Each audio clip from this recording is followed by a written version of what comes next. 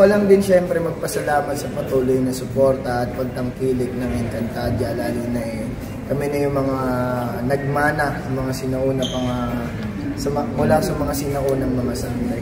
So laking pasasalamat namin na dahil naging parte kami nito at lalo pa namin pagbubutihin para sa mga Encantadics at ating mga kapuso. Siyempre nakakatuwa na 20th anniversary ngayon ng Encantadia and kami na yung bagong henerasyon ng mga sangre. At alam ko kung gaano rin sila ka-excited. Ganun din kami. At nagpapasalamat kami syempre sa pagsuporta and sana'y suportahan din nila yung darating na bagong Chronicles ng Encantadia.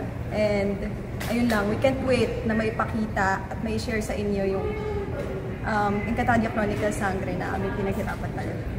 Maraming salamat po sa lahat ng mga Encantadics natin.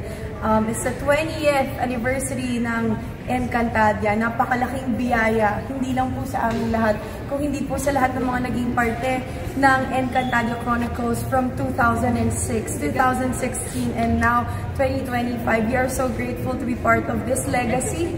Legacy ng GMA to at proud na proud ako to be part of Encantadia Chronicles Sangre. At kanina kasama namin si Nunong Imaw na tuwang-tuwa ang mga kapuso natin. Nag-evictus na siya ngayon, umalis na siya.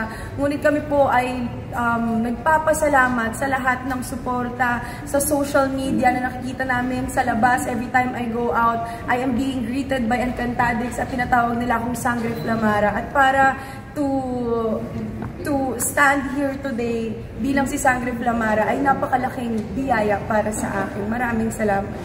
Usapan lamang ng init ang diskusyon natin. Ako masasabi ko na yung alab ng pagmamahal ng ating mga kapuso at yung kanilang excitement talagang naramdaman namin tatlo. Ako, I can speak for myself, pero alam kong kaming tatlo dito ay umaapaw sa kasiyahan ng mga puso namin. Kasi init po ng panahon ngayon. Ganun mainit yung pagtanggap nila sa amin. Sobrang unexpected. Hindi namin ina-expect na may sasalubong sa amin na ganun kadami ng mga Encantadics. And nakakatuwa and lalong nakaka-excite na maipalabas yung sangre dahil sobrang init ang pagtanggap na ating mga kapuso.